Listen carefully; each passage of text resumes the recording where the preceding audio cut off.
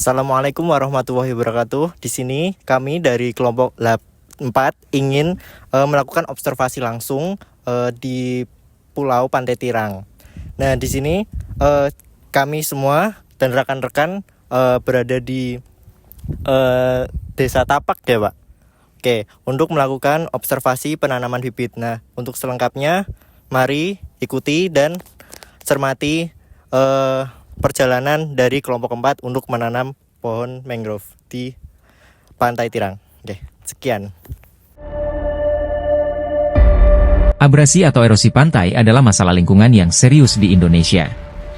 Di Pantai Tirang, abrasi telah mengurangi luas daratan hingga rata-rata 2 meter per tahun. Dampaknya tidak hanya pada kehilangan daratan, tetapi juga pada habitat biota laut dan kehidupan masyarakat pesisir.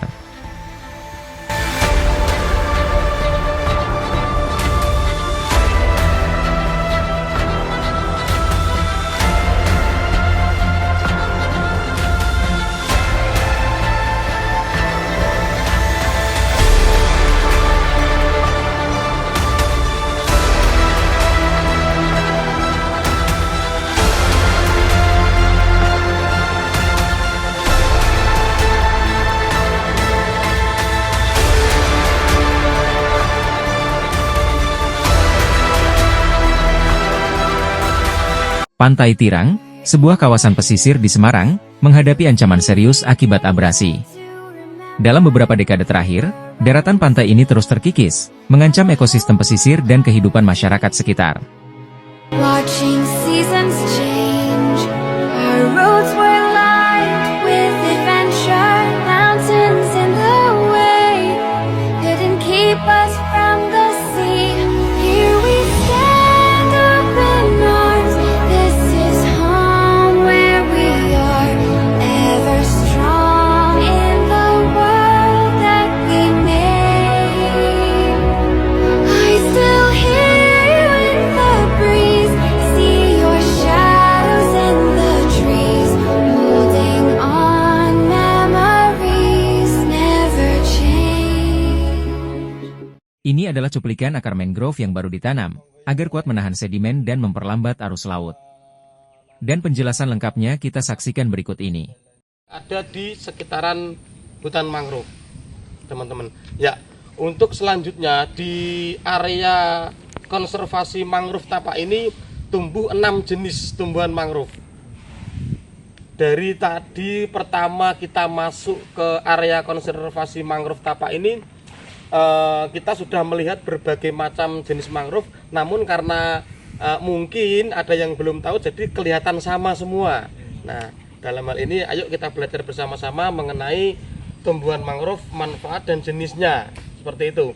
Untuk jenis yang pertama adalah Rhizopora mucronata, teman-teman. Jadi didominasi sebagian besar mangrove yang ada di area konservasi Tapak Tugurejo ini, sebagian besar jenis Rhizopora mucronata. Ada Stylosa, ada Rhizopora apiculata, ada Avicennia marina, Avicennia alba dan Bruguiera. Sebenarnya di sini dulu ada 11 jenis. Namun karena sebagian besar terkena abrasi, khususnya yang di bagian utara, sehingga saat ini yang terhitung di kami menjadi hanya 6 jenis saja. Dari 6 jenis itu, yang didominasi di sini adalah jenis Rhizopora mucronata.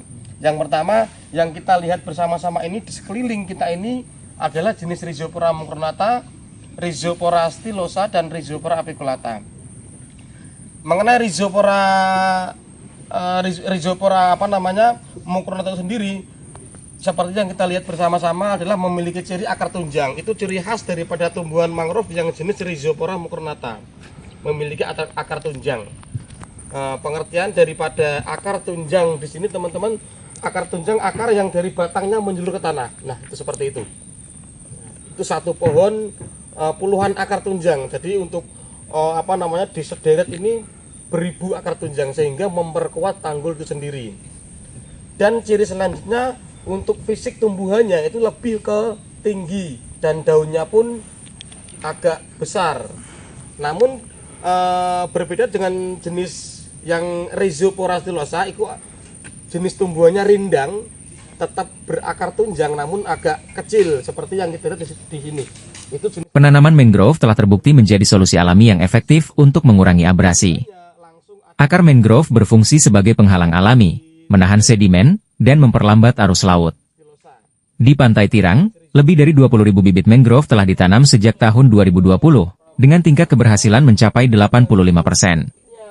Selain menjadi pelindung pantai dari abrasi, mangrove juga memberikan manfaat ekologis dan sosial ekonomi. Ekosistem mangrove menjadi rumah bagi ribuan makhluk hidup.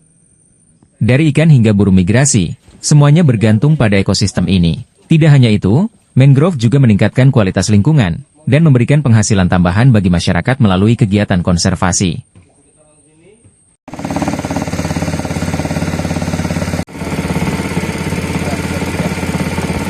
Nah ini teman-teman kita masuk kegiatan rekaman penanaman mangrove yang langsung dipandu oleh tim penanam mangrove Pantai Tirang sendiri. Yuk kita saksikan selengkapnya. Istilahnya berring seperti ini. Fungsinya untuk karena memang sifatnya berkoloni. Kalau individu tanaman mangrove mudah terkena mudah roboh, terkena abrasi, itu fungsinya nggak maksimal. Kalau berkoloni seperti ini fungsinya akan lebih maksimal karena memang sifat mangrove itu bergerombol. Jadi nanti kita nanam dengan jarak kurang lebih 30-50 cm dari tanaman yang sudah ini nanti kita nanam secara seremoni aja, secara simbolis. Jadi nanti untuk polybagnya teman-teman tidak perlu melepas seutuhnya karena memang sedimennya biar mudah beradaptasi terlebih dulu, karena memang sebenarnya kita nanam itu kalau untuk pertumbuhan yang lebih maksimal itu agak masuk ke tumbuh, karena memang ini kita untuk penguatannya ada di sini cenderung lebih ke atas. Harusnya untuk posisi penanamannya dari atas masuk ke air, agak masuk ke air kurang lebih. Yang penting tanaman ini enggak tertutup dengan air. Jadi cukup disobek aja.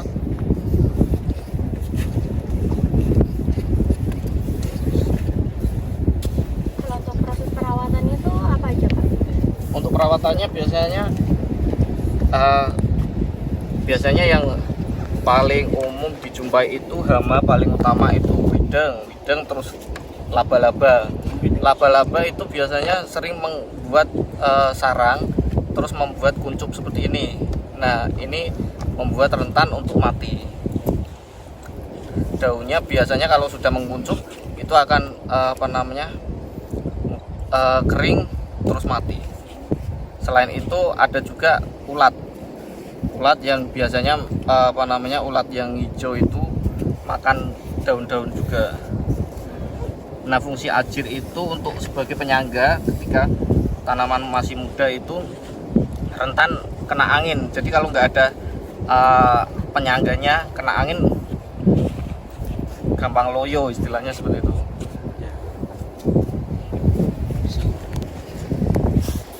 Kalau untuk langkah perawatannya itu apa aja, Pak? Kalau dulu kita sering menjumpai untuk yang laba-laba itu biasanya cuman kita ambil secara manual. Kalau untuk laba-laba sebenarnya kalau untuk hama yang paling utama itu ada 3W, wedus, wideng, yang terakhir wong atau manusia. Yang paling Selain menjadi pelindung pantai dari abrasi, mangrove juga memberikan manfaat ekologis dan sosial ekonomi. Ekosistem mangrove menjadi rumah bagi ribuan makhluk hidup. Dari ikan hingga burung migrasi, semuanya bergantung pada ekosistem ini. Tidak hanya itu, mangrove juga meningkatkan kualitas lingkungan dan memberikan penghasilan tambahan bagi masyarakat melalui kegiatan konservasi. Berikut adalah wawancara singkat kepada masyarakat asli Desa Tapak. Mau tanya lagi, ya ini kan tadi katanya ada masalah perubahan iklim atau apa yang menghambat mangrove. Itu kayak contohnya apa, perubahan iklimnya kayak gimana? Maksudnya atau waktu kemarau atau musim penghujan gitu, atau bagian apanya gitu yang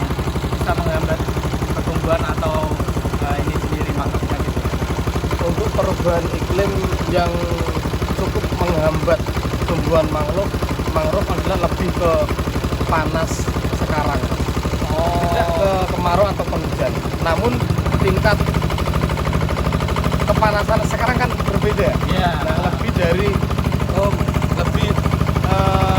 ini panas untuk tahun ini kan nggak seperti panas-panas pada tahun kemarin. Itu salah satu yang menghambat tumbuhan mangrove. Jadi yang di iklim panasnya. Tentu saja, perjalanan ini tidak mudah. Sampah, aktivitas manusia, dan perubahan iklim menjadi tantangan besar. Tapi harapan selalu ada.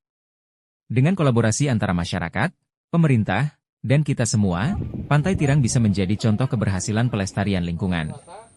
Ini bukan hanya tentang hari ini, tetapi juga tentang masa depan. Menanam mangrove di Pantai Tirang bukan cuma soal lingkungan, tapi juga masa depan kita. Dimulai dari aksi kecil kayak bisa menjadi perubahan besar. Yuk, bareng-bareng jaga pesisir dan bikin bumi kita lebih baik. Oke teman-teman, kita sudah selesai menjalani semua aktivitas yang kita lakukan di Desa Tapak ini.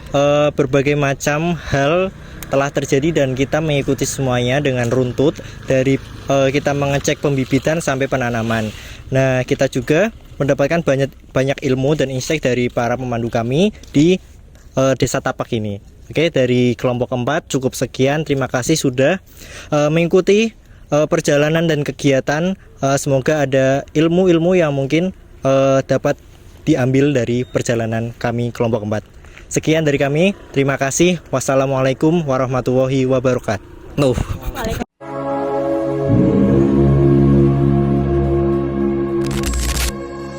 Summer in the hills, those hazy days I do remember. We were running still, had the whole world at our feet, watching seasons change. Our roads were